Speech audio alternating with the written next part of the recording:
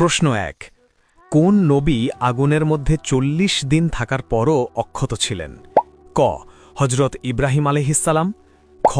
হজরত মুসা আলাইহিসসালাম, গ। হজরত দাউদ আলাইহিসসালাম। সঠিক উত্তরটা জানার আগে একটা লাইক দিয়ে দ্বীনি কাজের অংশীদার হন। সঠিক উত্তরটি হবে ক। হজরত ইব্রাহিম আলাইহিসসালাম। নমরুদ যখন হজরত ইব্রাহিম আলাইহিসসালামকে আগুনে নিক্ষেপ করেছিল, তখন আল্লাহ আগুনের প্রতি আদেশ দিয়েছিলেন যেন তা শান্তিদায়ক ও শীতল হয়ে যায়।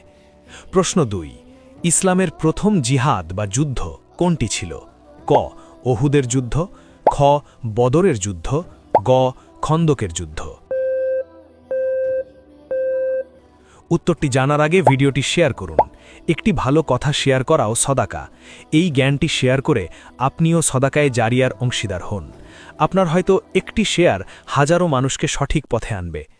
সঠিক উত্তরটি হবে খ। বদরের যুদ্ধ। এই যুদ্ধে মুসলিমদের সংখ্যা ছিল মাত্র ৩১৩ জন, আর কাফেরদের সংখ্যা ছিল ১০০০ জনেরও বেশি। তবুও আল্লাহ মুসলিমদের বিজয় দান করেছিলেন। প্রশ্ন ৩। প্রিয় নবী হজরত মোহাম্মদ সাল্লাল্লাহু আলাইহি ওয়াসাল্লাম যে অলৌকিক বাহনে চড়ে মিরাজে গমন করেছিলেন তার নাম কি ছিল? ক। দুলদুজ, খ। বোরাক, গ। কাসওয়া। আপনি যদি সত্যি ইসলামকে ভালোবাসেন তাহলে কমেন্টে লিখুন আই লাভ ইসলাম। সঠিক উত্তরটি হবে খ। বোরাক।